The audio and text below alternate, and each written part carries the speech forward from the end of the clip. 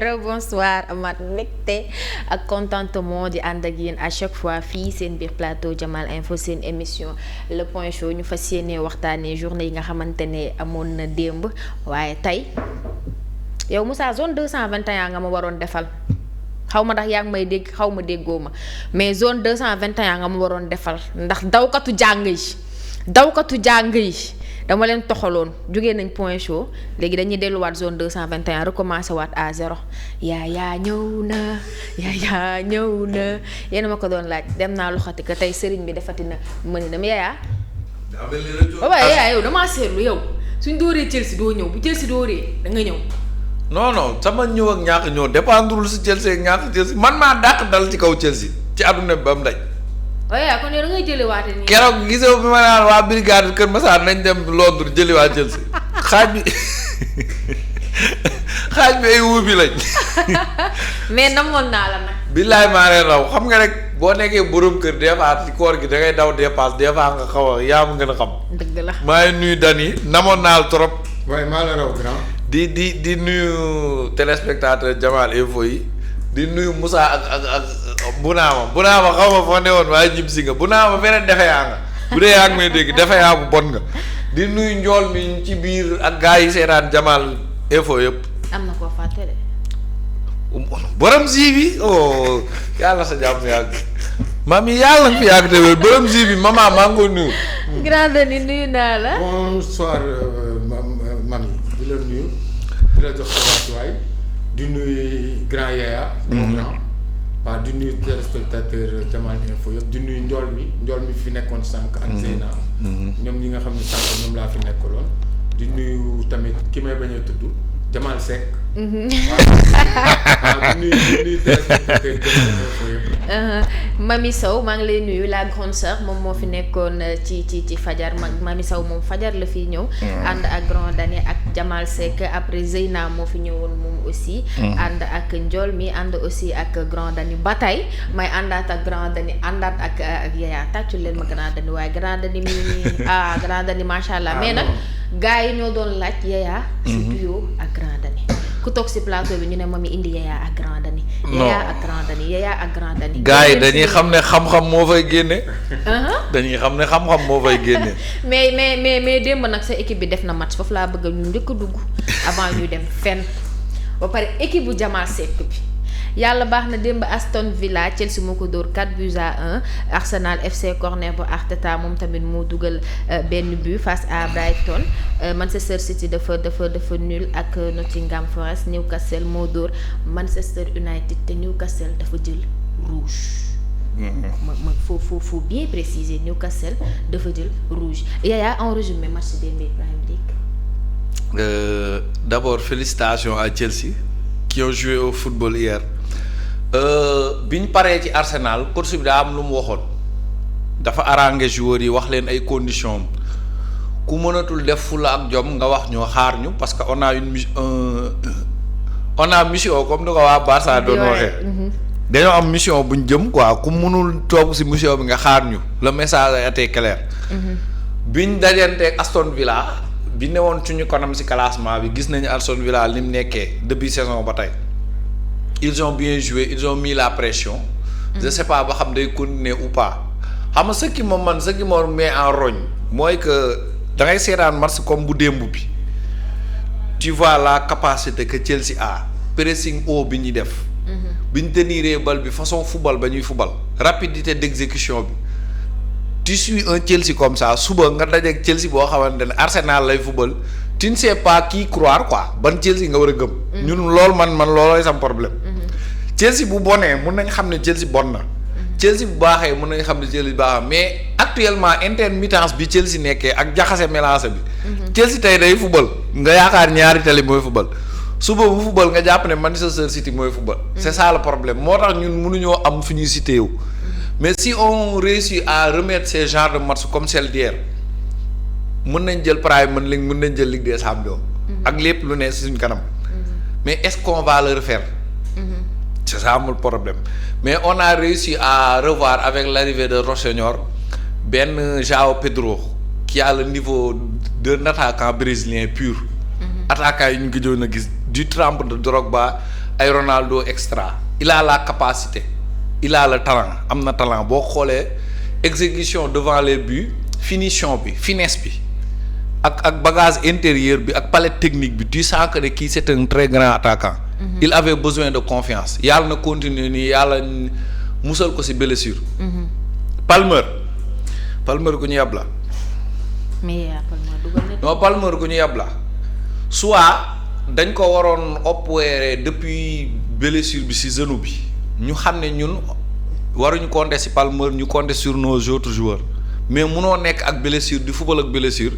T'as plus la capacité d'être le joueur que tu étais auparavant. ñun li ñu doon xaar ci moom mënatuñ koo am actuellement déjà blessure bi da ko mettre hors de confiance il n'a plus totalement confiance en lui raison pour laquelle ñun supporters yi dañ koy saaga ñi xam Chelsea yëpp bu ñu seetaanee Palmer capacité bi mu am ak léegi boo xamul les dessus wala les dessous mënoo xam lan moo tax mu mel nii da nga koy saagate sans pour autant savoir. dañ ko waroon teel a yóbbu ko opérer mais c'est trop tard bu ñu ko yóbbee opération du dem mondial. man comprendre naa lan moo tax baisse de régime bi moo tax des fois mooy loolu yaa ma gën a xam.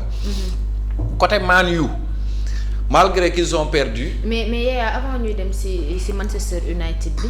lan mooy indi irrégularité bi nga xamante ne man Chelsea mu ngi koy am. waa irrégularité bi ba léegi pourtant ñi ñee jàpp irrégularité parce que ñenn ñi peut-être. xamuñu histoire Chelsea fi mu jóge ñenn ñi peut-être daa am lu ñu yaakaaroon ci Chelsea sottiwul et cetera mais nous en tant que supporter Chelsea xam nañ fi ñu jóge xam nañ fu ñu jëm. depuis l'arrivée de Rossegnon ce n'est que du positif bu ma juumul il a 9 victoires 2 matchs nuls et 3 défaites. kooku c'est positif depuis l'arrivée de Rossegnon loolu c'est positif 9 victoires 2 matchs nuls 3 défaites c'est positif. On progresse on joue au football.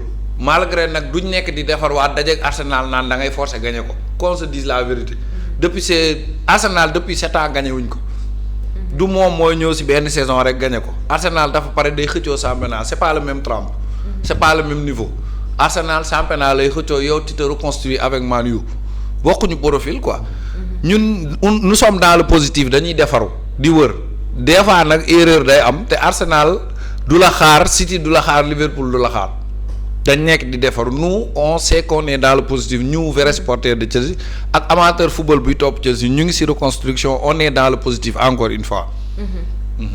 match Man U bi wala ma dem ci Grand Denis ban plus ngay apporter ci match Chelsea. Bon alors hier ils ont fait un bon match. C'est-à-dire que Chelsea actuellement il alterne le bon et le moins bon. Il y a beaucoup de matchs ils se sont sabordés. comme le match contre Leeds bi nga xamante ne ñoom ñoo mëne woon 2-0. Leeds nga xam ne moom day xëccoo bañ a wàcc. ñu ñëw Chelsea Leeds remonté ko 2 buts partout. nga ñëw tamit mën a Burnley sa terrain ba dernière minute Burnley égalisé. Donc c'est des points qui vont valoir cher en fin de saison. tey Chelsea solo été ces matchs là où il s'est sabordé. tey Chelsea mu ngi woon nekk ci classement bi dans une position très confortable. Ils ont perdu énormément de points à Stamford Bridge te Chelsea. 17 pour être précis. waaw donc te Chelsea Stamford Bridge forteresse la woon ci moom. foofu Chelsea fu mu daan dem boo ñëwee Stamford Bridge da ngay bàyyi. Stamford Bridge moom bu la fa Chelsea mosaan dugal. mooy ñoom John Terry ñoom Carvalho temps Mourinho ba jamono yi Chelsea fu mu la mosaan a mëne match bi jeex. mais Chelsea on a vu que Rossegnon bi mu ñëwee perte nañ ay points à domicile yoo xam ne c'était évitable contre des équipes de bas tableau ñoo xam ne Chelsea leen mën téeméeri junni yoon. et si biir match yooyu Chelsea amoon na occasion rey match yi am na benn match boo xam ne Cole Palmer dernière minute moom kese at bal bi mu aj bal bi ci kaw donc point yooyu j'espère qu'en fin de saison ça va pas porter préjudice à Chelsea. parce que Chelsea quoi que l'on puisse dire tey mënoon na jege peloton du haut de tête bi.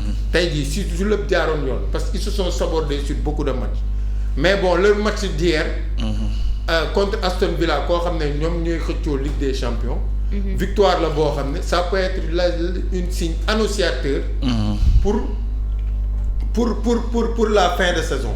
c'est-à-dire dina nekk victoire boo xam ne dina leen permettre ñu xool ci kaw pour fin de saison bi. au moins se qualifier pour la Ligue des Champions. waaw mais encore une fois Chelsea reste Chelsea. Chelsea personne ne peut l'enterrer Chelsea kenn mënul taxaw Angleterre ni du équipe bu mag. parce que c'est l'équipe du 21e siècle. Ils ont pris tous les trophées disponibles en football. C'est le seul club au monde. Donc encore une fois ñun nous voulons que Chelsea démb niveau bu mu andi surtout bi ñu leen mënee. équipe bu dee ni Aston Villa mëne la terrain am nga ñëw fekk ko fa at 4. là il faut le faire donc genre match yooyu lañ bëgg Chelsea di ko répéter. parce que Chelsea il doit être au minimum en Ligue des Champions. Chelsea warul jouer conférence warul jouer Europa League Ligue des Champions parce que Chelsea équipe bu mag la. waaw donc encore une fois hier ils ont fait un match extraordinaire. João Pedro encore wax naa ko sànq. dafa dem coupe du monde des clubs toj ko. Chelsea jël coupe du monde des clubs mu ñëw début de saison def 4 matchs yu njëkk yi baax après il a baissé de rythme. ñun ku nekk di wax man leen mais yéen coupe du monde des clubs joueurs yi ko football ñii ñi ngi blessé. ñii ñi ngi en baisse de forme xoolal ay Dembélé Doué combien de fois lañ def donc compétition la boo xam ne ñi ko joué woon ñëpp ku si nekk am nga un coup de mou. dem nga ba benn moment nga am ay difficultés. mais là depuis l'arrivée de Rossignol on voit un léger mieux on voit un attaquant qui s'est retrouvé un attaquant qui s'est libéré et c'est de bon augure pour la fin de saison pour Chelsea. joueur la boo xam ne il a énormément de potentiel. pour man sax li mu mën ba léegi defagu ko.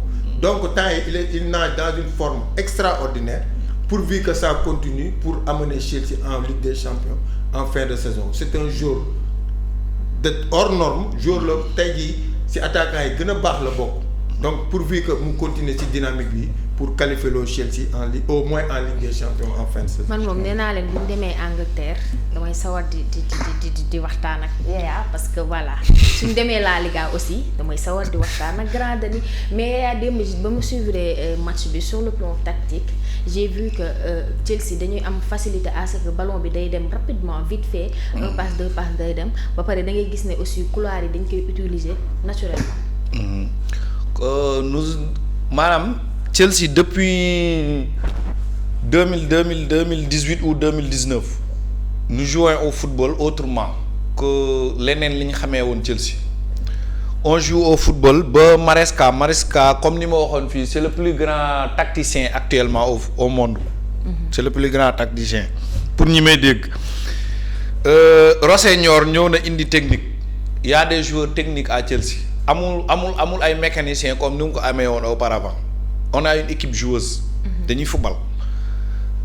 Rossignol dafa yor Strasbourg dajale ay joueurs de seconde zone di leen football loo muy daje ak Paris di leen indil problème di daje ak Marseille di ko dóor di daje ak Lyon di ko dóor s'il a une équipe comme Chelsea avec de nombreux joueurs day créer football da doon football peut-être joueurs yi di ko léser comme je t'ai dit au début léegi dafa ñëw am luy manqué ñuy niil ak ay Burnley ay Leeds. Il a tapé sur la table après le match d'Arsenal.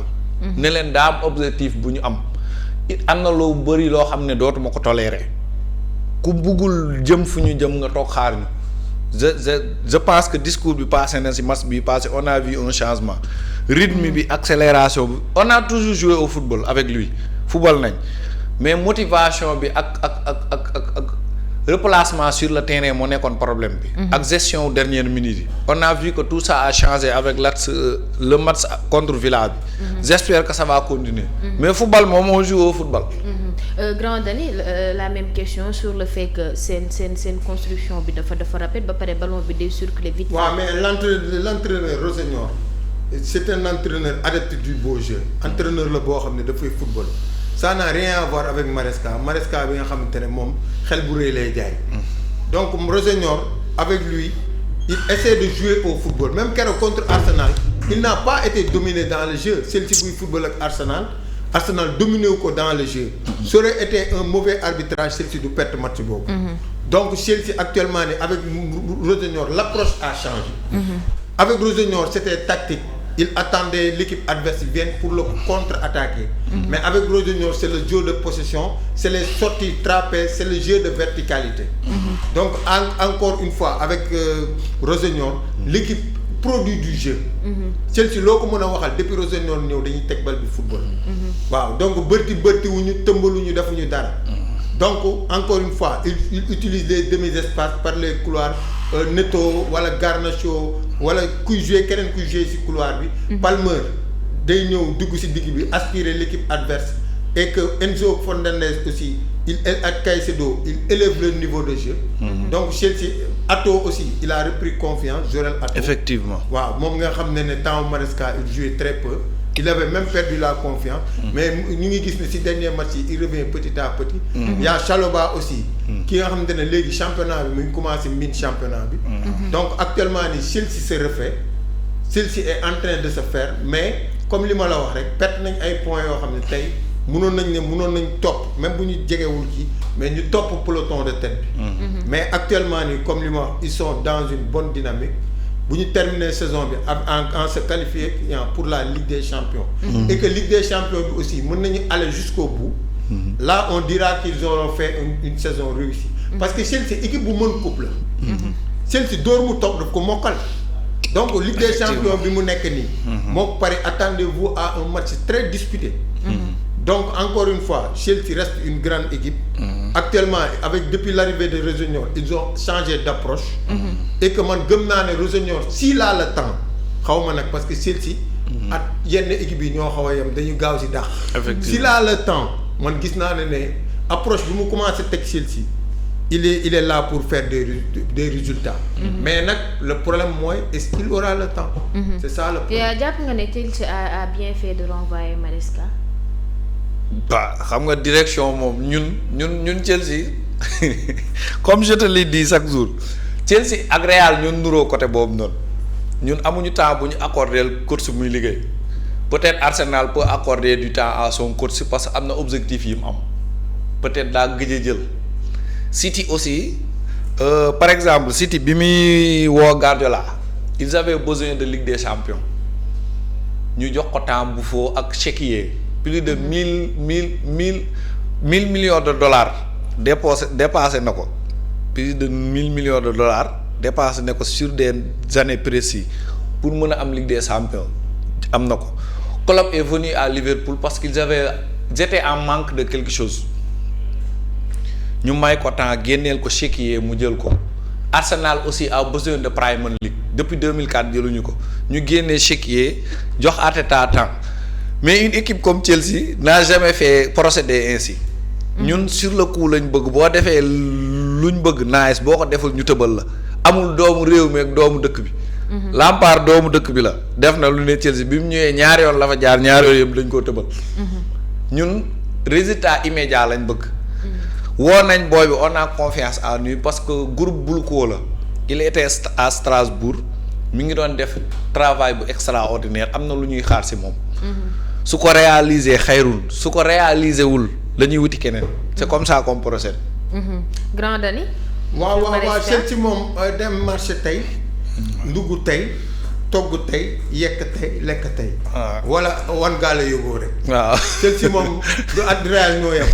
waaw day mot bu mënee mot tey mu mot tey alalu golo sa lax ko ñoom la ñuy liggéey. ay may ma ba gannaaw suba doy jooni day mot tey ñu mokk tey lépp neex tey ñu kii mais suba bu difficile même boo defee résultat bu baax xam nga Liverpool mu ngi nii bu doon Chelsea la dàq na entraîneur bi yàgg na bu yàgg problème mooy ñun même si tu fais quelque chose de bon sois réaliste boo deful loo war a def rek dañ lay tëbal amul nga jël ak ñàkk jël non mais déggoo Chelsea bu doon moom mooy Liverpool dàq na entraîneur bi bu yàgg xam nga on a amené Villas-Boas en 2011-2012 il faisait de bons résultats mais bi ñu Arsenal dooree biir Bridge 5-2 jour boobu si guddi lañ ko daax bàyyi fa adjoint mu jël Ligue des Champions teewul ñu bokk fa Ligue des Champions première Ligue des Champions wu Chelsea adjoint jël ko ne serait-ce que pour reconnaissance nga bàyyi ko fa mais dañ ko tëbal mais coupe du monde des clubs Maresca jël na ko indi Benitez mu jël Europa League xam nga Benitez grand entraîneur la jël Europa League dañ koo tëbal indi waan Mourinho mi tax ñi xam Chelsea may doole Chelsea mu jël championnat en 2015 teewul 2016 dañ koo tëbal bi Leicester di jël coupe bi ñu indi Antonio Conte jël championnat 2017 le dernier Premier League de Chelsea teewul bi mu jotee Costa 13 matchs lañ teg nekk ci difficulté teg les 3 défaites ñu ne ko demal indi paa boobu di toog ci glacière bi nu mu tudd italien bi kan paa bu jël Europa League bi te mu xuloo woon ak Kepa ñooy faatu tur bi italien waaw paa italien bi jël Europa League bi ak Chelsea dernier trophée Hazard ak Chelsea bi ñuy dóor Arsenal en finale paa bi tamit toog ci kii bi ci glacière bi. du israélien bi Abraham Grant. non Grant c'était vers 2008. ki may wax 2019 dernière Europa League Chelsea bi c'était l'italien te mu jote woon ak kii bi te muy tux nii rek moom moo fa mujjee jël ñu. non Di Matteo c'était en 2012. waaw Di Matteo 2012. ki may wax paa bi la te mu jàppante woon ak Kepa ki ne woon Kepa génnal Kepa ne ko du ma génn muy rey boppam. on a. waaye yaa daal tey bi nga génne bés affaire bi suuf yaa yëkkatil affaire bi waaye njool mais on a toujours été comme ça maanaam yow na nga ne si jàmm rek. boo jëlee loo mënta jël boo neewul ci jàmm bu ñun si nous ne sommes pas d'accord maanaam entre la direction et le coach yooyu yaay tëb keneen ñëw. ça a toujours été comme ça. Rossegnior bu defee résultat teg ko ci axe dina fi toog su defee résultat di jaay réew day tëb bu defee résultat day tëb noonu laa loolu lañ ci xam. commentaire yi jox nañ la tur de. Sarri je pense. waaw Mauricio Sarri voilà merci. merci waa commentaire merci voilà waa team Yaya. Mauricio Sarri voilà merci beaucoup. Chelsea daal noonu lay comporté woo. booy def résultat teg ko ci axe ne si jàmm nga toog boo def résultat nekkoo si jàmm dañ lay tëbal. mooy loolu. mais Yaya l'international sénégalais après CAN bi gis nañu ne Chelsea dafa jëlaat li moom noo évaluer ay match Mamadou Sarr depuis lors. waaw en fait depuis l'arrivée de Mamadou Sarr il s'entraîne avec l'équipe. Il va bien, alhamdoulilah. Il a été titularisé contre Hull en coupe. Il a fait un très bon match. Il a fait une autre titularisation, sa première en Premier League contre Arsenal, le leader. C'est important. Il a fait un très grand match. Pour un gamin de 20 ans, pour ses débuts en Premier League contre Arsenal. On vous rappelle que Arsenal a marqué sur 2 coups de pied arrêtés. Donc du phase défensive bu am faille. Il a répondu présent sérénité bi nga xamee la teg il a répondu présent. Pour mu jël place am totalement nag il devra le prouver. Quoi qu'on puisse dire dafay fekk Adar Bioyo qui a fait 7 ans en Premier League. Bien vrai que man damaa jàpp ne xamul dara. sama choix la supporter Chelsea la. Segundo Chalobah est champion d'Europe en 2021. Chalobah a fait 8 ans à Chelsea. C'est un responsable et il est bien dans ses bottes. Bu loolu rombee y a Fofana qui a le même profil que Mamadou Sarr mais qui se blesse beaucoup. Bu dul woon blessure Fofana actuellement il ferait partie des meilleurs défenseurs au monde. Loolu la fa fekk il devra patienter apprendre à être le meilleur. Boo buggee kii da ngay toog nga jàng si ñi la jiitu ci ku la jiitu si néeg bu lëndëm moo la mën a wax fan ngay toogee. On a vu Rudiger. Lorsqu'il a quitté AS Rome ñun ñëpp xamuñu ko woon pour dire la vérité ñun xamuñu ko woon dañ ñëw fekk gis ko ak ay dof loo au début il a pris plein de cartons rouges ñu naan dof bi mais avec l'arrivée de Thiago Silva il a fait de lui un très grand défenseur. Il l'a fait jox ko xam-xam teeyloo ko bañ jël ci Ligue des Champions raison pour laquelle il a terminé au Real li ko Real di waxal ak ñooma mais un défenseur se forme avec des anciens. ñu lay wax ni nii ngay taxawee. te Mamadou Sarr est en train d'apprendre aux côtés de Fofana et de Chalobah. et il va devenir un très grand défenseur mais patience lay laaj ak jàng. nekkuñu ci xelu sénégalais yi naan daa war a football ak nii ak nii war naa jóge fee rek warul jóge fële. doxewuñ noonu il doit progresser il va devenir un des meilleurs défenseurs au monde loolu laa gëm. Grand Dani les matchs de Mamadou Sarr. Mamadou Sarr a 20 ans. Il vient de nous suspendre en faisant 2 matchs exceptionnels en demi-finale et finale de CAN. Il a mis tout le monde d'accord, il a mis tous les observateurs d'accord. tey loolu moo ko yóbbu Chelsea tey. Bon alors Chelsea c'est le top des tops hein. Parce que jouer à Chelsea c'est pas donné. Jouer Chelsea tu joues parmi le top 10 mondial. Donc foofu il faut un petit peu de patience. Ça se fera pas du jour au lendemain. Mais avec un peu de temps. Avec l'apprentissage du côté des anciens. Même en équipe nationale, c'est ce qu'il vit malgré que il a brûlé le circuit. Parce que demi-finale, finale, quoi que l'on puisse dire, il a été magistral. Équipe bi encaissé au but et tout. Mais équipe nationale, ni que Chelsea du doyee ni équipe nationale noonu lañ ko doon doyee. Pour mu ñëw jàng. Jàng nag des fois di nga jàng ñëw def résultat yi extraordinaire nga jaaxal ñëpp. c'est ce qui est arrivé en équipe nationale maintenant pour Chelsea. c'est la même démarche. parce que équipe nationale ñëw na fi toog ba demi-finale. pratiquement titulaire. donc mu ñëw ba demi-finale situation am ñu andi ko il a su patience boobu mu amoon équipe nationale ba mu may mujj ko may ndam. patience boobu lay am Chelsea. def ndànk ba heure am ñëw. parce que pour man Arsenal du jàngukaay ah. tu me parles actuellement de la meilleure équipe d'Europe. donc foofu kenn mënu fa jàngee. et il n'a pas été ridicule. donc malgré que certaines personnes sont dures avec lui ne. il pouvait mieux faire et tout man leen mais vous parlez d'un gamin de 20 ans. lan mooy 20 ans. 20 ans ci ci défenseur central. tu es dans l'apprentissage. dama xool Ramos bi ma amee 20 ans ni ko ñoom Ronaldinho doon diree. doon ko fooye. bu dul xooloon ci foofu rek. kon tey Ramos du agsi fu mu agsi ba nekk meilleur joueur du monde. ba nekk légende du football mondial. donc pour man il faut du temps pour Mamadou Sarr. il faut lui laisser du temps. il est en train de grandir il est en train d'apprendre. peut-être nag ñun ñu ngi xool naan dafa war a jouer pour coupe du monde bi et tout. mais Mamadou Sarr il est dans son prime. il est dans son circuit. ne le bousculons pas laissons-le grandir. et man maa la ko wax. su commencé jël expérience dem ba miin. dem ba acclimaté wu dem ba nekk dans le bain.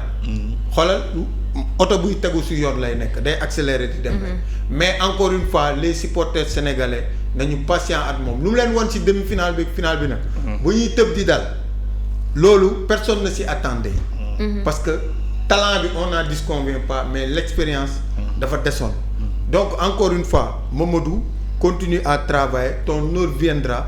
Apprends aux côtés de tes anciens. tu vas avoir de l'expérience. et une fois que tu seras prêt Inch'Allah Rabbi tu vas émerveiller le monde. toujours en Angleterre parce que match yi ñu ngi daw ci championnat bi Crystal Palace qui mène 3-1 toujours 3-1 face à Tottenham réduit à 10 penalty aussi pour Ismaïla Sarr bi nga xamante ne concrétiser na ko Yaya ba tey dañuy duñu toxu sax mais dañuy des Premier League ba tey démb ñu gis benn Manchester United boo xamante ne paasul on peut dire parce que malgré que Newcastle jël na carton rouge. continuer nañ maîtriser seen match ba finalement ñoom ñoo mujjee door 2-1. waaw man je ne le prendrai pas sur cet angle. Man U a fait un très grand match un des meilleurs matchs depuis l'ère de Carrick. mais peut-être le résultat ne l'a pas reflété moo tax peut-être coow li bëri. Une équipe à 11 contre 11 peuvent rivaliser. mais à 10 contre 11 ils peuvent être redoutables défensivement. parce que chacun se surpasse. da ngay doxal 100% bu ñu ruusee kenn ku nekk joxe 200% ça devient beaucoup plus difficile. Man United a joué un très bon match quoi qu'on puisse dire. indi na match bi contre le cours du jeu gars yi dugal ko penalty. erreur défensive la ñu am gars yi dugal ko penalty avant la mi-temps ils ont réussi à égaliser. au retour de la seconde période songu nañ équipe bi on parle de Newcastle. budul dara sax Man U mënul Newcastle.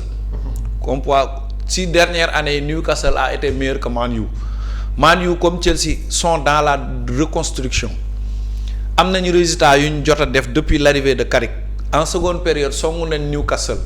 comme le fait une équipe normale qui est à 11 face à une autre équipe qui est à 10 songu nañ ko pour dugal deuxième bi parce que ils avaient besoin de la victoire. doxal nañ pompé nañ ba tout dernière 10 minutes yi ñee am contre attaque dugal ko. on l'a toujours vu par exemple en 2012 le Barça était supérieur à Chelsea sur tous les plans. au retour Camp Nou dugal nañ Chelsea 2-0 avant 2-0 Chelsea jël na carton rouge Chelsea dugal na benn réduire score bi au retour Chelsea toog na kawam compressé Barça di ko pomper ba dernière minute Torres égalisé. am na fooy toll ci match boo amul xel tuuti jàpp ne yaa mën équipe bi da nga ko war a gagner boo calculer wul en arrière chaque fois tu te fais prendre derrière loolu mu la tubaab naan hold up. ngay mën équipe war koo gagner mu dugal la biiw dernière minute hold up Newcastle dafa hold up Man U donc carton rouge bi ñi bu ñuy gis ne point de moyen la ça renforce l'autre équipe bu fekkee xam na li ko yëkkati ak xam na lu muy xëccoo. Man U reste une grande équipe qui est dans la reconstruction qui est dans la progression ñu ngi progresser dans le plan du jeu ils sont dans la constance depuis l'arrivée de Carrick ils jouent très bien au football. résultat bi nag peut-être reflété wul la manière de jouer mais teewul wàccuñu seen kii te lii buñ ci continuer beneen aspect aussi j'ai senti de la fatigue dernièrement parce que Carrick bi mu ñëwee ba tey benn 11 bi lay utiliser. et ils avaient pas l'habitude aussi de jouer tous les 3 jours. depuis un certain temps noonu la ñuy def depuis presque une semaine wala 2 dañuy jouer tous les 3 jours Man U n'avait pas cette habitude cette saison. qu'on se dise la vérité ñun ñoo doon fubali feneen ñoom chaque une semaine lañ doon fubali. liñ compté nii ak même 11 bi reflété na ci. maintenant à savoir ba xam Carrick il va réussir à avoir des changements capables de faire ce que les autres faisaient. dina am capacité de remobilisation dina am capacité de réadaptation face à ce qui s'est passé parce que mu ngi soog a am lenn lu ko bett ci football bi quoi bi mu jëlee Man U ba tey. vont-ils être constants vont-ils continuer sur cette lancée vont-ils se fatiguer définitivement l'avenir va nous juger mais en tout cas Carrick est bon et l'équipe de Man U est bon la manière dont il joue est bonne. Grand Denis. waaw bon j'avais dit bu ñu gagné ma ne l'équipe est en convalescence. beaucoup me disaient que Man U est de retour man leen l'équipe est en convalescence. c'est-à-dire dafa feebaroon mu ngi nekk ci tànku tane mais taneegul. donc encore une fois ñu bëri na ma non tu es un peu dur avec Man U man leen non ma ne leen Man U dafa nekk feebar bi dafa yàgg. léegi année bi y a eu un arrivé de Carrick wax naa leen ko fii waxaat leen ko fii nee naa leen Manchester United joue un match par semaine. yeneen équipe yi dañuy dem football coupe d'Europe ñëw fekkaat ko dajewaat tax ñoom. ils ont un peu les jambes lourdes waxuma ne encore une fois. ils ne méritent pas ces victoires ils les méritent parce que football. mais Man U je les attends jouer 2 à 3 matchs par semaine parce que Man U quoi que l'on puisse dire ils ont un effectif restreint. seen effectif yaatuwul trop. waaw am na joueurs yoo xam ne bu ñu blessé pour nga am ku leen remplacer c'est tout un problème. léegi nag hier ils ont joué koo xam ne mënuñu ko. malheureusement kooku am na rouge. ñoom à un moment donné comme li ñuy wax rek tànk cere bi neex na nga ne tànk laa ko mooñee. ñoom dem nañu fan yi affaire yi di neex ñuy teg muy neex. biñ demee ba Newcastle ba bës ak moom ba def ak moom 1-1 ñu ne dañuy dem fa comme que fan yi ñoom am nañu chance ne que dañuy gagner ñu ne léegi ñoom par force dañuy gagner par force foqale boobu nag nit di nga siitu ba lakkale di nga am juróom. di bëgg uti 100 francs fan bu yàggee juróom yi wadd waaw léegi nag looloo ko dal démb dafa yor juróom ëllëg mu yem ci juróom bi xam na ne kii nii ça lui réussit pas ces dernières années bës na bës ba sonn mu taxaw gérer mu ne non day forcer waa ji contre ko bi ko waa ji contré dugal ko bii bu rëy Ozula un jeune danois de 22 ans donc en fait démb excès de gourmandise moo leen jàpp démb dañoo foxale démb jikko bukki lañ doon jaay njuur sàmb séddale nga ne man naa moom bukki njuur sàmb lépp buub yëpp léegi nag far nag gaynde na ko kaay xam nga lan la léegi comme nga dañ lay jox ngay séddale ngay dof léegi xoolal dégage waaye non dégage amatuloo bi dara li ma nag loolu leen dal ñu ñàkk lépp ils ont été mis à terre démb waaw léegi nag tous les observateurs lan mooy seen problème mooy leur prochain match est-ce qu'ils vont se relever de cette défaite encore une fois fan yi mu ngi woon ci spirale bu baax mais ëppal moo leen daaneel démb bëgg a lekk lépp di Newcastle du équipe bu ndaw Newcastle moo mu ngi 8e de finale Ligue des Champions Man yu kañ la gëj 8e de finale Ligue des Champions yàgg na donc pour man excès de gourmandise moo leen jàpp léegi nag defetu démb bi ça les apprendra à être beaucoup plus calme gën a dal gën a ànd ak sérénité donc encore une fois Newcastle c'est pas une petite équipe chaque jour moo ko fi Newcastle dafa am trio milieu de terrain de niveau international Guimarães Joelinton Tonali Tonali démb match bi mu def malgré qu'il est sorti à la 90e minute mais Tonali démb démb lekk rek la deful démb 10 contre 11 benn instant da nga naan est-ce que du 11 contre 11 parce que Newcastle a résisté waaw Newcastle a résisté donc encore une fois Man U ils sont en convalescence pourvu que défaite bi ne soit pas leur arrêt parce que Premier League ça reste un championnat très compliqué man ce que je les souhaite c'est qu'ils reviennent au premier plan ils se qualifient à la Ligue des Champions et que vraiment ñu defarwaat parce que on a envie de revoir Man U au premier plan. Oui. Mais nag par excès de gourmandise ils peuvent redescendre dans le travers. Et loolu je ne les souhaite pas. Donc encore une fois ils sont en convalescence. Ils sont sur la bonne voie. À eux de continuer à progresser, à faire d'excellents matchs, de gagner leur match, mais en aussi étant réaliste. Newcastle nul ak moom Saint-James Park c'est un très bon résultat. démb nag ñu dem ci rouge bi ne il voulait plus far nag ñu dem nag tànn ko tu daal doo am cerax sax tànku ne ngay ñibbee looloo ko dal. yéen ñi nga xam ne yéen a nekk sur la page YouTube aussi ñu ngi leen di nuyu di leen wax dal leen dara rawu leen Anta maa ngi lay gis wax naa ko de yaa nee naa ko mu bàyyi daw mais nee na bon koor gi la bokk na ci luy def charme football coupe du monde jàll wala coupe d'Afrique passé ñu gis ay joueurs yoo xamante ne ñeneen ñi mën nañ wax révélation lañ ñeneen ñi mën ne ñu bett lañ yeneen équipe yi aussi di profito di ko xëccoo ñun coupe d'Afrique bi nga xamante ne jël nañ ko difficilement ak coono bi nga xamante ne daj nañ ko ci yëpp am na ay joueurs yoo xamante ne ay club yu mag ñu ngi leen di commencer di leen cibler ku ci mel ni suñu pépite bi Pape Gueye am nañ for nañ ci wéwu bay comme niñ koy waxee wala des rumeurs quoi que ni Manchester United da ko bëgg et j'entends certains disent que Pape Gueye amul niveau Premier League am na ñuy wax loolu ñenn ñi ne footballam du footballu Premier League niveau am La Liga la yam yow ban appréciation nga ci def. Sénégalais d'habitude day toog saalam reer ba suur di ko wax lu ko neex. ku taxaw ne Pape Gueye amul niveau lii amul niveau laa wax lu la neex la déjà avant la finale damay doon weranteeg nit ku taxaw naan ma Pape Gueye dafa yéex man leen lan mooy yéex ci football lan mooy yéex défenseur mun naa yéex am yeneen aptitude yi mu am keneen di ko contrer quand on te parle de Sergio Busquets dafa mës a gaaw da ngaa mës a gis Sergio Busquets di accélérer non musoo gis. Pirlo di accélérer mosoo gis Kroos di accélérer chacun a sa manière de jouer. Ils sont les meilleurs au monde. Et en plus ils étaient les meilleurs au monde. Et en plus final bi mu jàllee j'ai dit à ce même copain ba xam waa ji gaaw na wala gaaw mu ne ma non bii bi de moom gaaw na ci.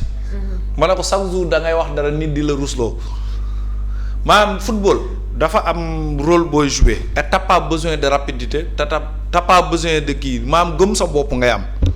Pape Gueye fait partie des meilleurs milieux de terrain au monde waxuma la Espagne de il fait partie des meilleurs milieux de terrain au monde à part Pape Gueye mënoo compter résistant pied gauche amul ci àdduna bi ku dul Pape Gueye benn il me rappelle Matuidi ba mu ciy toll Matuidi dana yor bal bi moom kese la ku nekk ak ni la yàlla bindee maanaam du yéex mais façon yaram bi la Matuidi da doon porter bal bi di daaw nga yaakaar ne day daanu te musuta daanu parce que noonu la ko yàlla bindee Pape Gueye dans la récupération il est teigneux il est dur sur l'homme dafa dëgër këj dans sa manière de progresser avec la balle il est très intelligent sa mémoire sa vision du foot est 360 degrés foo nekk da lay gis noo mën a ñëwee da lay duut ses passes laser ses passes lumineuses foo mënta nekk mu ngi lay xool mën na laa passe et il a un pied gauche magique et lorsqu'il frappe rarement ngay gis frappe bi mu bañ a cadré soit c'est dedans soit gardien bi génnee ko soit mu dóor ci baar bi il joue au football il a progressé dans le temps et dans l'espace dafa jóge Villarreal ñëw Marseille il a eu quelques problèmes avec Marseille mu tenir at sacrifier at boobu noonu defarwaat ba am niveau bi mu am Man United d'abord avant Pape Gueye il cherche 4 joueurs du Pape Gueye kese la ñu wër 4 joueurs ils sont sur Sandro Tonali. Ils sont sur Adam Wharton. Ils sont sur Pape Gueye. Ils sont sur un autre joueur que Dean Anderson. Nottingham Forest. te ñeent ñooñu ñëpp koo ci jëlloo Pape Gueye la lay jël parce que Sandro Tonali il est bon mais il n'est pas constant. Il est bon mais il n'est pas constant déglu ma bu baax. waaw vas-y dañu xuloo de. Sandro Tonali je suis italien je suis le premier à le défendre partout Sandro Tonali il est bon mais il n'est pas constant li ma la wax lu leer naa ñu. Deuxièmement Adam Wharton il est dans la progression il a besoin de progression Pape Gueye a déjà confirmé dans des compétitions internationales il était un très bon joueur donc le bon choix pour Manchester United c'est Pape Gueye en premier je ne vois pas d'autres milieux de terrain plus bons que lui pour remplacer Casemiro peut-être Casemiro les dit Casemiro mi ngi wax Man U si wàllu Guimarães parce que coéquipier am la équipe nationale il le veut à United parce que compatriote am la ce serait comme un El Hadji Diouf bu ñu ko laaj tànnaloo woon joueur kan moo lay remplacer mu ne Sadio Mané c'est bien vrai mais moi en tant que supporter d'Italie équipe nationale en tant que amateur de foot bu ma doon tànnaloo Man U ci diggante Pape Gueye Sandro Tonali Adam Wharton Bruno Guimarães je prendrai Pape Gueye 1000 fois avant de prendre d'autres loolu laa xalaat. Je partage pas. Waaw. am nga ci droit Je partage pas. am nga ci droit. Bon alors Pape Gueye il a la capacité de jouer à Manchester. Moi je suis contre ceux qui disent que Pape Gueye n'a pas le niveau. Pape Gueye actuellement c'est le meilleur milieu de terrain africain moom après El Anaoui bu Maroc. Donc ce sont les deux meilleurs milieux de terrain défensifs actuellement en Afrique. ay Baleba ils viennent après consort et truc El Ounahi bu Côte d'Ivoire ñooñu après ils viennent après Pape Gueye et El Anaoui. Donc encore une fois Pape Gueye a le niveau pour s'imposer en Premier League. Pape Gueye c'est le prototype de Paul Pogba. waaw Pape Gueye mën na jouer devant la défense Pape Gueye mën na jouer numéro 8. Donc Pape Gueye c'est un joueur qui est très complet et il sait se projeter. Pape Gueye lépp lu milieu terrain moderne di am Pape Gueye am na ko. Pape Gueye rien ne lui manque yéexaay boobu il le compense par des capacités techniques. joueur dafa am tempo 1 2 3 Pape Gueye s'il doit faire 1 raquette day def s'il doit faire 2 day def s'il doit faire 3 day def. CAN bi ba ko yenn journaliste di critiquer moi je suis sorti ici ne laissez-le tranquille. Sans Pape Gueye l'équipe nationale du Sénégal ne peut pas jouer. Instant bii nii Sénégal joueur bu ëpp niveau Pape Gueye Sénégal amu ko. Kon donc dites-moi que l'équipe nationale du Sénégal n'a pas de niveau alors si Pape Gueye n'a pas le niveau d'aller à Manchester United dites-moi que l'équipe nationale du Sénégal tous les jours n'ont pas le niveau. Donc Pape Gueye arrêtez de parler que Pape Gueye il a le niveau. Maintenant sur le côté des choix joueurs yooyu yëpp mën nañu dem Manchester United parce que am nañu ay capacité am nañu ay talent. Manchester bu dalee ci Wharton day jël bu dalee ci Pape Gueye day jël bu dalee ci Tonali day jël bu dalee ci Bruno Guimarães day jël. te en plus 4 yooyu noonu ngay lim noonu. ñoom ñëpp am na ci ay duo ñoo xam ne mën nañ leen associer. Donc pour man sax Man U bu doon jël day jël 2 foofu. parce que am na ci ñoo xam ne numéro 6 numéro 8 lañ. am ñoo xam ne numéro 8 kese lañ mën a jouer. am ñoo xam ne mën nañ jouer ñaari bopp yëpp. donc encore une fois Pape Gueye a le niveau pour s'imposer à Manchester United. C'est le meilleur milieu de terrain africain actuellement. Donc nañu bàyyi ay Pape Gueye il n'a pas le niveau Pape Gueye foo ko yóbbu. mais grand dañuy de ces 4 y a un meilleur. léegi damaa bëgg a xam si lan nga d'accordul ak li ma wax laa bëgg. non si li ma d'accordul mooy Tonali munu Tonali tey bu demoon Manchester United il va apporter de la verticalité. Il va leur jeu de transition là. Il va amorcer leur contre. Il est capable de casser les lignes. Il est capable de jouer dans l'espace. Tonali fu mu la passe balle bi foofu la. Donc c'est même pas le même registre que Pape Gueye. Pape Gueye ak Tonali tey mu nga leen boole terrain. Pape Gueye jouer numéro 6 Tonali jouer numéro. Tonali c'est un numéro 8 du numéro 6.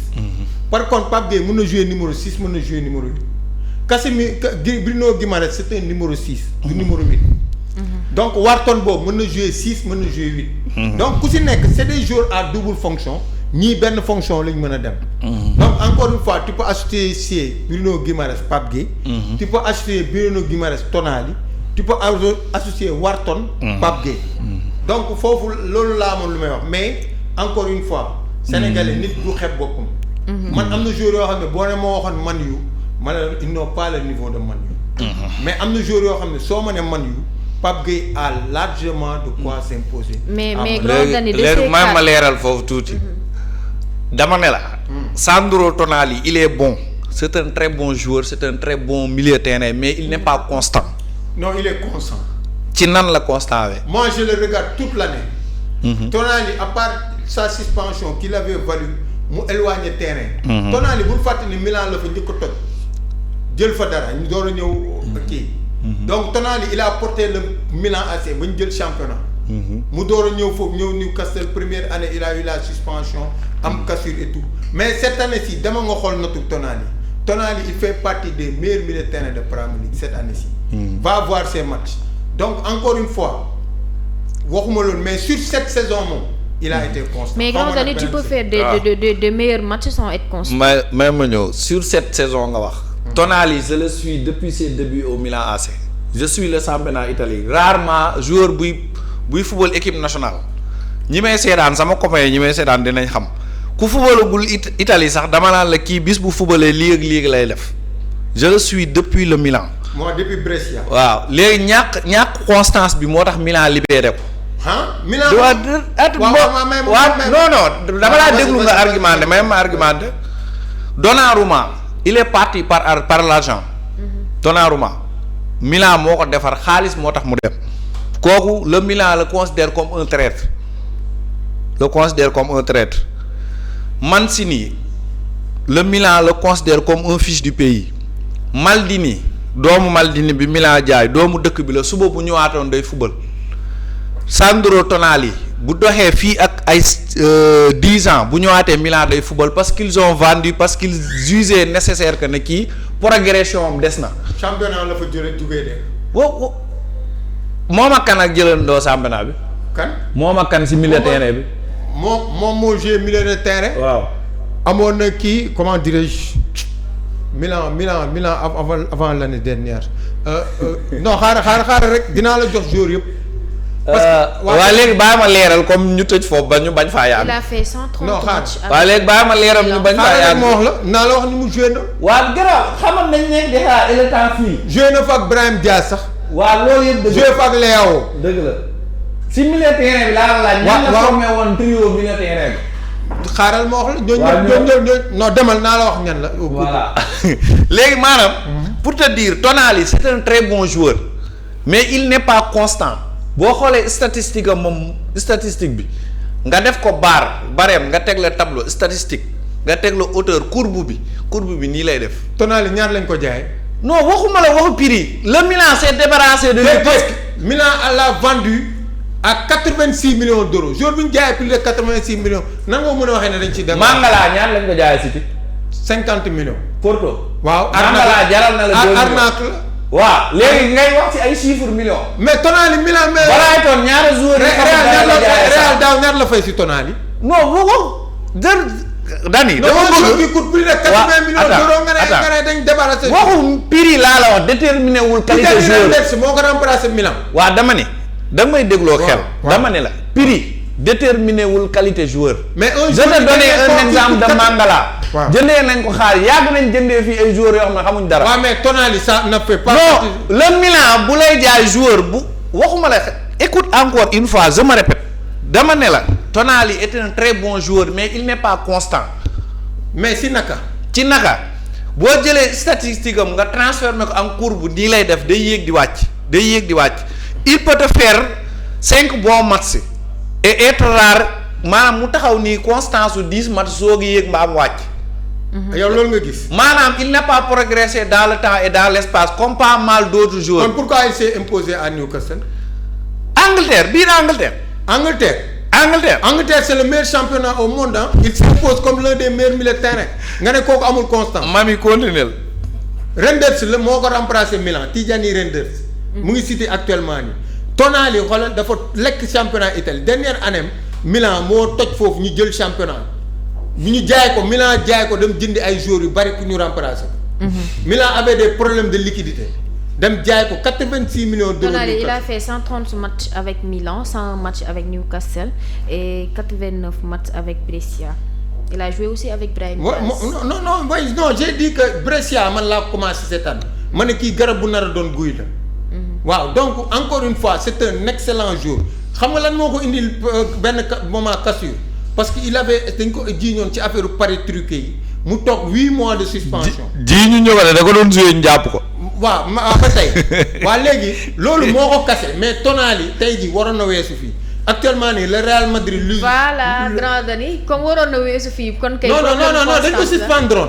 du question ne dafa flopé parce que il a fait de mauvais matchs dañ ko suspendre presque atum lumb football. D'accord. donc loolu moo ko xaw a sax gàllankoor. et puis aussi il a subi aussi une très vilaine blessure de 3 mois. ñaari affaires yooyu tegloo loolu moo ko. mais actuellement il a retrouvé. léegi pour ñu déggoo dama bëgg ñu waxtaan quoi. Rashford il est constant ou il n'est pas constant. il est inconstant. lan moo tax. parce que bu teyee mu defal la match bu baax suba mu defal la match bu bon. tu as suivi Tonali au Milan AC. nan la meloon. il était très bon. ba jël fa Moussa championnat waral ma photo Tonali sànq ba tey maa ngi koy championnat la fa jël de bokk ci équipe type calcio bi. te tey jii Premier League nii bu ñu yemoon fii tey munoo génnee 3 militaires yu ko mun. garaaw yàlla baax na. non foog ngeen d'accord. dis-moi que Premier League yan 3 militaires je veux savoir. mën naa la konteel 5 militaires yu ko mën. kan. McAllister. Gravenberch. d'accord ma. waaw loolu mun ngaa bañ a d'accord mais man ñi ma la wax 5 yi ma lay limal ñoo ko mën. nu mu tuddati sama militaire bi sama séeréer bi. Szoboszlai. sama militaire yi Chelsea. Caicedo. moo ko mën wala mënu ko. man Tonali ma gënal. waaw moo la gënal mais mën laa wax ba xam moo ko mën wala. mënu ko Tonali daal Szoboszlai instant bi nii moom ngay wax ne moo gën a def saison. mais donc mais hormis Szoboszlai. léegi Rodri moo Rodri ku mën. non Rodri bii de. Rodri bii après. Rodri Ballon d'Or. non Rodri Ballon d'Or ak Rodri bii du benn. Rodri mais c'est le même Rodri. non mais Rodri bii mënul Tonali. tey jiili boo nekkoon joxe Rodri nga ñu jël Tonali bu joxe Rodri. Rodri il a baissé depuis ses blessures. mais léegi Declan Rice. Rice mënul Tonali. boy on passe à autre chose. Rice mënul Tonali. mais non Rice n'est pas plus fort que yow Rice il n'est pas plus fort que Tonali ñaari at la def Angleterre. bi mooy 3e saison. da nga ko mës a gis mu nekk ci 11 titres de la saison. encore une fois première saison lañ ko suspendre. non ma ne ba xam mës nga ko gis mu nekk ci 11 titres ren de la dina saison si bokk bu soobee yàlla. waaw waxuma ren lu ñëwagul nga naan ma dina ci bokk. waaw mais ñaari saison. Dani encore une fois Sandro Tonali est un très bon joueur, un joueur important de l'équipe nationale d'Italie, encore un très bon joueur mais il n'est pas constant. te fu mu dem day fubal. waa na football Newcastle loolu lañ koy ñaanal man en tant que supporter Italie top 5 anglais. top 5 anglais boo doon génnee top 5 militaire du ci bokk. kan Sandro Tonali. comme kan wax naa la ko limal naa la kay yaa bañ. ñooñu mënuñu ko. déjà McAllister yaa bàyyi ko moom mu limal ma 5 yoo xamante ne ñoo mën Tonali. Italie. fan Angleterre. oui. Angleterre daal boo fa dindee McAllister dindi fa Szoboszlai dindi fa Gravenberch dindi fa Rice dindi fa kii. Caicedo. non Caicedo bokkul foofu Caicedo mécanicien la. Caicedo mécanicien la ci kaw du technicien de. ci kaw Tonali. Caicedo tojkatu glace la. Caicedo tojkatu glace la Caicedo moom du technicien. Casemiro la. Casemiro Tonali ko mën. Casemiro bu tëjal mais yow tu me parles des numéro 6 Tonali numéro 8 la yow ay numéro 6 nga may génneel ay Caicedo ay kii ñooñu. ay Gravenberch gis nga dans le foot actuel. waaw dans le foot actuel. bu njëkk nga doon dégg ay numéro 6 numéro 8 numéro 10. ces termes n'existent plus. am na de. waa termes yi laa la wax waxuma la rôle bi de. xam nga numéro 10 dafa disparaître. waa déglu ma boo ma dégloo di nga comprendre. dama ne la ces termes n'existent plus waxuma la rôle bi n'existe plus ces termes n'existent plus. waaw mais ñun dañ koy wax en l'ancienne mais ba léegi am na. waa ma ni actuellement. appellation yi ñoo changé rek mais rôle yi changé wu. actuellement les milieux de terrain qui jouent dans le monde du football peuvent rivaliser manière de jouer bi système yi di footballer actuellement au monde. Tu peux comparer un numéro 6 et un numéro 8. parce que dañuy bokk dañuy interjecté wu dañuy travailler ci milieu de terrain bi. Je te donne un exemple boo demee Paris Saint-Germain dans le 11 type y a Fabian Ruiz y a Vitinha ak beneen portugais bi nu mu tuddati Neves. Ils interjectent leur rôle. waaw bu ñuy départ. bi ñuy départ Vitinha mooy nekk résistant principal. C'est lui qui cherche les ballons devant la défense pour organiser. Il se peut qu'il se retrouve ailleurs et en même temps Neres boobu xaw ma Neves mooy ñëw jouer même rôle am. waaw il se peut aussi que Fabien Ruiz jouer même rôle bi. donc milieu de terrain à cyclone la ñuy jouer. ñoom ils font de la permutation. waaw milieu de terrain à cyclone loolu mooy permutation. waaw léegi bi ñuy jël rôle boobu est-ce que tu peux dire que ne diw mooy diw mooy diw. mais ñooñu seen niveau technique dafa élevé par rapport ak li ngay wax nii dama ne football non dama ne ñooñu noonu. kon donc tu rejoins ce que je dis. sànq wax naa la fi nee naa la milieu de terrain dafa am ay double fonction. Caicedo ne peut pas jouer raison pour laquelle nag Caicedo ne peut pas jouer numéro 8. en tout cas daal. Casemiro ne peut pas jouer numéro 8. non dañuy waxtaan sànq wax naa la Pape Gueye mën a jouer 6 ak 8. Casemiro mënul jouer numéro 8. Caicedo mënul jouer numéro 8. xam nga li ma la wax. Enzo Fernandez actuellement yaa ngi seetaan Chelsea. waaw kan mooy jouer numéro 6. comme récupérateur kan mooy jouer récupérateur. bu Caicedo jouer moo koy jouer. yaa ngi ko doon seetaan sous Maresca par exemple. waaw bi muy football latéral droit. Reece James bu ñëwee. actuellement. bu ñuy football. Reece James bu ñëwee wala Santos. waaw c'est eux qui jouent comme numéro 6 en même temps résistant déglu ma rek ma ñëw. comme exemple Sénégal bu Pape Gueye joué fu résistant. Gana Gueye ñëw di ko protéger. c'est ce même rôle que Caicedo joue avec James wala André Santos. mais gis nga Caicedo di projeté wu. Caicedo bu dul projeté wu nan lay mën a dugalee bii yu muy dugal xaaj yi. non defal ndànk dina dugal but mais Caicedo d'abord rôle premier am c'est le numéro 6 il protège l'axe central loolu mooy premier rôle am les sorties de balle André Santos bu joué moo koy def bu Reece James joué moo koy def mais parce que en fait football dafa am en phase défensive et en phase offensive. en phase défensive joueur bi gën a technique. mooy ñëw di jël ci ballon yi en phase quand on a la balle. parce que moom moo war a def sortie de ballon yi bu ñu leen tàncee mais Caicedo kenn sant ko sortie de balle Caicedo dañ ne ko en cas de perte de balle yow boo joué double pivot wala nga joué 6 type yow yaay nekk ci digg bi yow yaay gérer marquage bi yow yaay diriger marquage mais en cas de non possession de balle.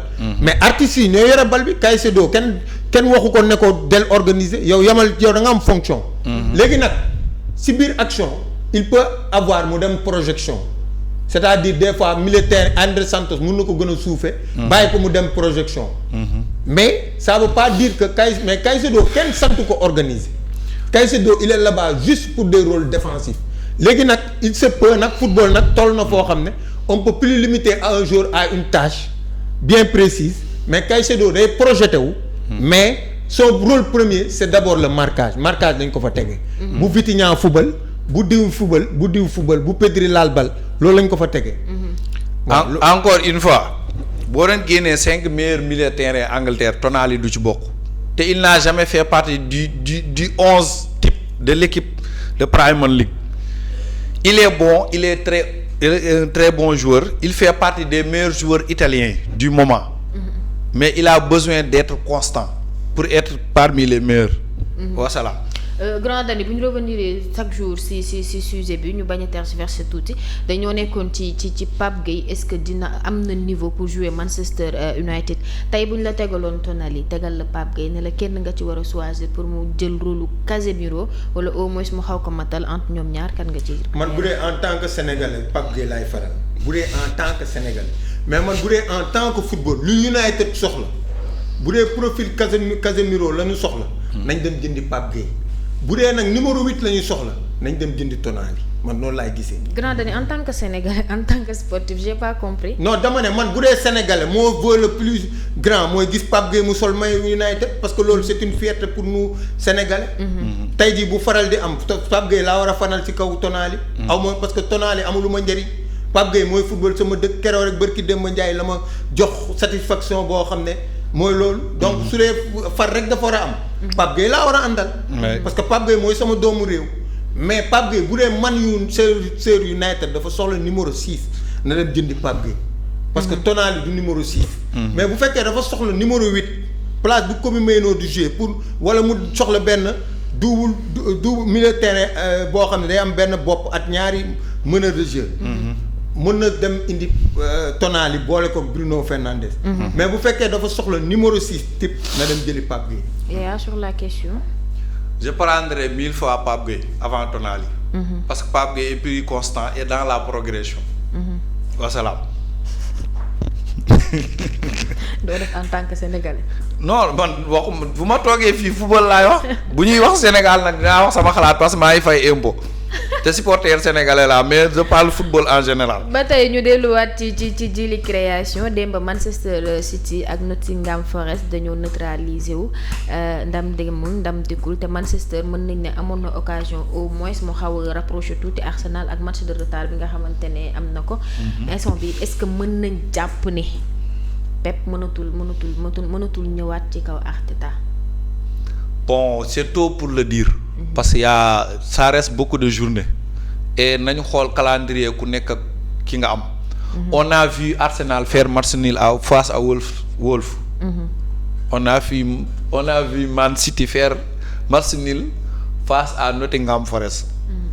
gis nañ fi Chelsea Leeds tenir ko en échec. gis nañ fi Burnley tenir ko en échec. N'importe qui peut battre n'importe qui en Premier League. Donc ci instant bii ñu toll naan diw mooy jël. Arsenal est devant a beaucoup de points d'avance mais a un match en avance. loolu bu ñu ko fàtte. City peut-être démb bu gagné woon dina gën a mettre la pression sur Arsenal. mais tant que desul 2 journées mënoo déterminer kii la en tout cas City est derrière même Man U peut passer devant City. Angleterre lañ ne tout le temps mën nga am surprise tout le temps muy nga dajeek dernier bi muy nga dajeek keneen. tout le temps tu peux avoir une surprise. Premier League lu ne xeej na fi moo tax il ne faut jamais dire jamais il ne faut jamais parler du positif. Grand Dani sur Pep Guardiola. ak occasion vieux maa ngi émission. pour revenir. waaw bon encore une fois City ils ont beaucoup de regrets parce que hier ils se sont sabordés parce que City démb match bi moo ko moomoon il a mené par deux fois ñu égaliser ko. donc encore une fois démb ils ont fait une contre-performance. mais encore le championnat est loin d'être fini. parce que actuellement yaa ngi gis ndaare bi Wolverhampton pour mu perte match sax problème la. donc Premier League c'est un championnat différent des autres championnats. Premier League mën nga ñëw tey nekk premier ndaare bi gagné la. donc loolu Angleterre rek la am. donc te équipe yi bañ a wàcc actuellement ñoo gën a naqari jouer sax. équipe bu ba haut du tableau yi. parce que ñooñu dañuy bañ a wàcc championship ñëpp xam nañ ne championship kenn bëggu fa dem parce que 46 matchs dafa metti donc actuellement nii équipe yi bëgg a wàcc ñoo gën a naqari jouer sax équipe yi nekk ci kaw. parce que ñooñu dañuy bañ a dem deuxième division.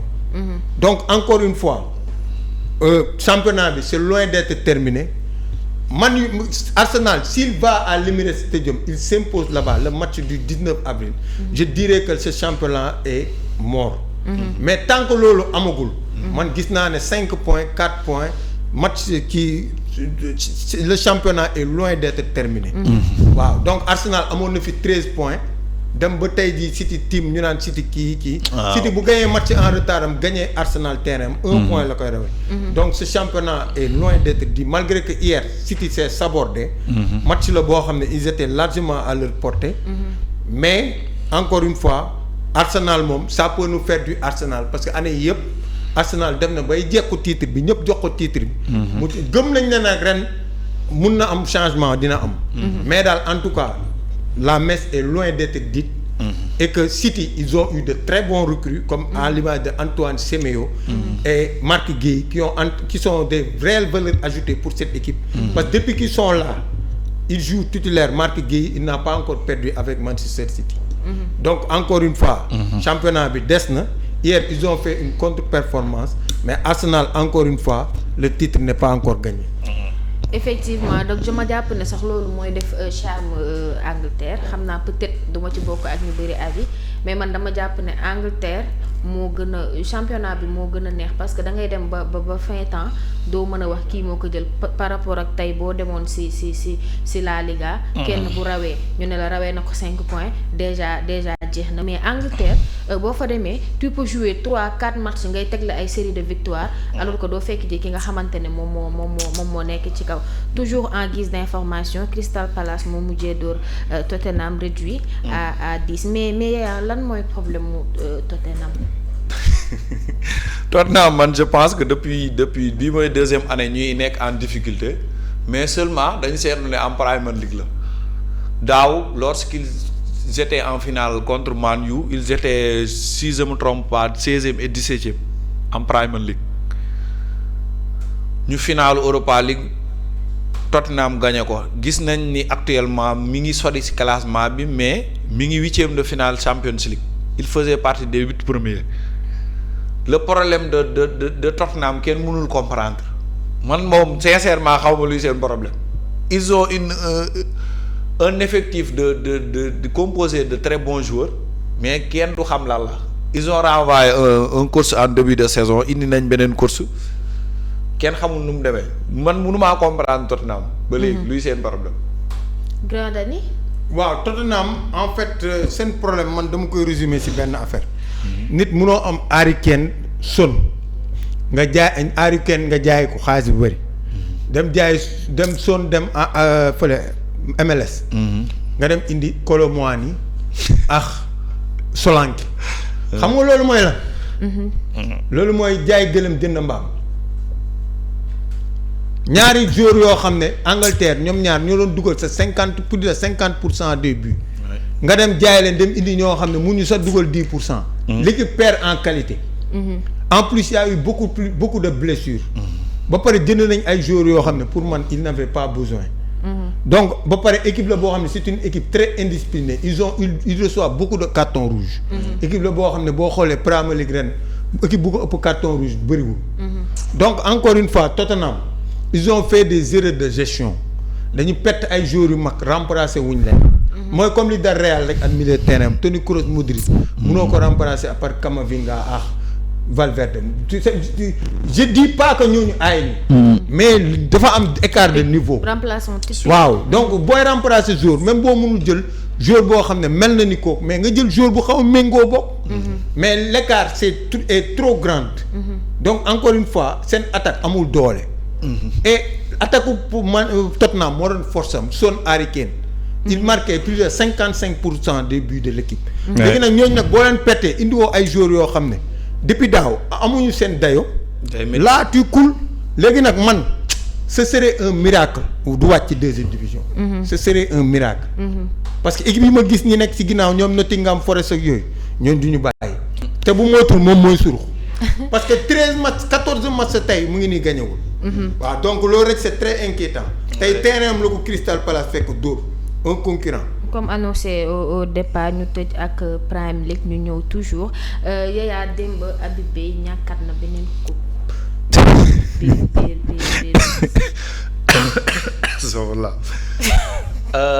ce n'est pas Habib Beye mais Marseille il est temps qu'il se débarrasse de Balerdi. Balerdi. kon mën ngay tontu. il est temps qu'il se débarrasse de Balerdi. parce qu'il leur a trop coûté jusqu'à présent. xaw ma lan la mën a def moom ba léegi muy nekk titulaire man sa mooy sam problème je ne maîtrise pas l'effectif de Marseille totalement mais Balerdi lan lay def ci terrain wu Marseille mooy sam problème ba léegi. bay am aussi capacité di dóor seen penalty Marseille koo laaj tout bon supporter de Marseille n'aime pas Balerdi. parce que xamul dara déjà xamul dara ba pare il est malheureux chaque fois. action yu bon yi ci moom lay tàmbalee soit mooy rater penalty soit mu dugal kaam soit mu def bêtise comme c'était le cas de Maguire à Man U. tort bi yëpp ci moom lay jaar. qu'attend-il pour se débarrasser de Balerdi. Habib Beye na am jom bu dee am na beneen ak central mu dugal ko teg waa ji banc bi balaa mu ko toroxal. fa la jëm déjà dindi na capitaine bi ci moom. non waa ji waaw. waaw non Balerdi il est nul. man moom wax dëgg yàlla il est nul. il est nul man yàgg naa ko wax sànq rek ci laa mujj ci plateau bi. Balerdi moom. wax dëgg yàlla si Marseille veut refaire parce que mënoo chaque match nga jël 2 buts loolu mënul nekk. keroog contre Lyon tam il a fallu ñu dugal 3 pour gagner. donc défense boo xam ne nag chaque match da nga bëgg a jël 2 buts mën nga fi Strasbourg ba temps bi des 15 minutes mu égaliser. keroog Reims dugal la 2 buts Lyon dugal la 2 buts démb nga jëlaat 2 buts. Toulouse dugal la 2 fois égaliser la là je me dis que sincèrement. équipe bu bëgg a progresser il faut une bonne défense te Marseille n'a pas une bonne défense. En plus ils ont une faillite mentale depuis qu'ils sont tombés. En 16e de finale pour se qualifier en 16e de finale de la Ligue des Champions. L'équipe a perdu de sa confiance. L'équipe a perdu beaucoup de choses. Donc pour man daal Marseille c'est un problème psychologique. am tamit ay joueurs yoo xam ne même le gardien de but n'est pas à la hauteur. Il faut s'en débarrasser pour faire une bonne fin de saison et pour se qualifier en Ligue des Champions. C'est ce que je souhaite à Habib Beye. Mais Marseille moom jàppal benn affaire jàngoroom neexul faj. équipe la boo xam ne ba mu feebaree yàgg na te tëë naa jóg. façon piqûre bu ne piqûre nañ ko nag mënul jóg. toujours en guise d'information hors club le coach de Maroc dafa mujjee démissionné def na 49 matchs 38 victoires 8 nuls 5 défaites est-ce que mënuñu jàpp ne li daloon Real moo dal Maroc parce que ñoom Barça da leen doon ñu xëy dàq seen coach est-ce que Yaya jàpp nga ne Walid fi ñu ko dàqee baax na. non sincèrement moom. nga baal moom mais Maroc moom non. déedéet bul topp sa xol. billaahi duma ci wax ñii kay non mais ils avaient fait la même chose en 2022 avec Baye Aliou Zik mooy bu ma amee problème ak Ziyech à 3 mois de la coupe du monde ñu dàq ko donc ils sont partis en coupe du monde en demi-finale mais Maroc pour man Maroc bu moytul yàq footballam la jëm parce que Maroc il n'a pas digéré la défaite de la finale. Défaite bi contre Sénégal ba léegi Maroc digéré wu ko. Donc encore une fois le Maroc bu deful attention mën na tomber dans la crise parce que dire quoi que l'on puisse dire Regragui a un bon bilan. Regragui a un bon bilan malgré que nag gagné nañ ko finale Coupe d'Afrique loolu warul tax ñu kii ko parce que wax dëgg yàlla pour man il a bien coaché l'équipe. Léegi nag ñu ngi dem Coupe du monde defoon nañ ko 2022 mu dig leen ren ñu ngi koy defaat seen entraîneur U20 bi jëloon Coupe du monde bi moom la ñu indi. Renforcer ko par Moustapha Adji ak benn tubaab. On va voir qu'est-ce que ça va donner mais en tout cas moom Maroc la défaite de la finale de la CAN les Marocains l'ont toujours à travers la gorge et ça peut le jouer un tour très final pour la Coupe du monde. Bu ñu foone woon li 2022 amoon ñu dàq Aliou Zik à 3 mois de la Coupe du monde mooy bii dañuy nax seen bopp. Donc encore une fois je vois Maroc bu deful attention ils peuvent sombrer dans la crise. Parce que pour man dàq Walid Regragui à 3 mois de la Coupe du monde. Pour man waruñu woon sax accepter la démission. Mais nag bon comme li ma la wax ils n'ont pas supporté la défaite de la finale. Et défaite boobu mun na yàq lu bëri ça continue à faire tâche. Au niveau de leur fédération au niveau de leurs joueurs. Parce que boo gisee même prestation au Aguerd à Marseille. Tu vois que les joueurs sont toujours marqués Brahim Diaz ñoom ñëpp ñu ci bëri ils sont toujours marqués. Donc encore une fois Maroc ils ont fait une bonne ou une mauvaise décision seul l'avenir nous le dira mais en tout cas je suis pessimiste pour les chances du Maroc pour cette coupe du monde.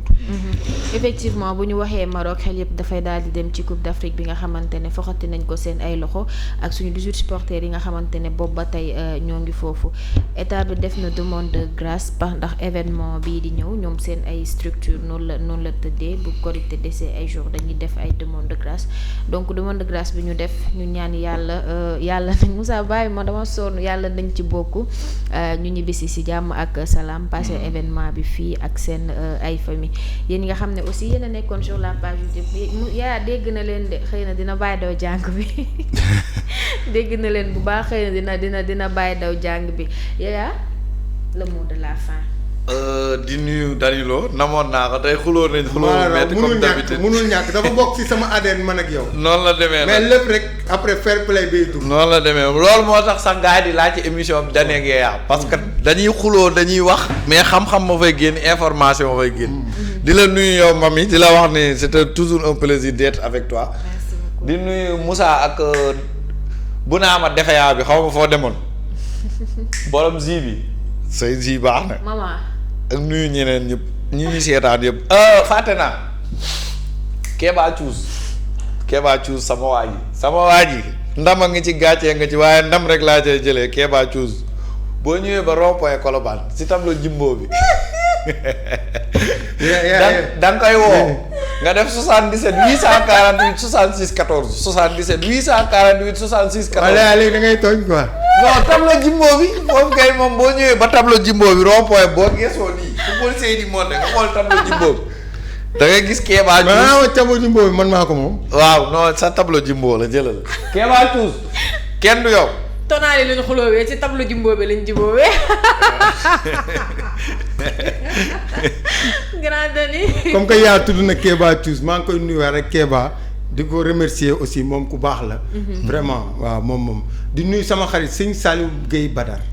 waaw moom vraiment moom mooy borom kër gi moom. moom moo ñu dalal moo ñu sanc moo ñu defal lépp. waaw moom ñu ngi koy nuyu di nuyu tamit. jàpp bëgg Bamba di ko jaal delluwaat encore ci dëj bi mu am ci atelier am nekk nit ku baax saa bu ñu ne ko Barça day jouer mu yónnee ñu ay mayo waaw di nuyu tamit kàngam business Khadim Dia. di nuyu tamit Alpha Sellou Sow. waaw ku lim juum di nuyu waa groupe Jamal Info yëpp. li ko dalee ci Mami Sow Zeyna. Yaya Jamal Seck. Mami Khalifa di nuyu ñëpp di nuyu groupe bi yëpp di nuyu tamit njool mi bi fi ñëwoon sànq il a été très pertinent. waaw di rafetlu ñëwam aussi ci groupe ci tey ci émission bi. waaw vraiment kontaan nañu ñëpp di nuyu Abi aussi di nuyu ñëpp waaw vraiment ku lim juum kontaan nañu trop.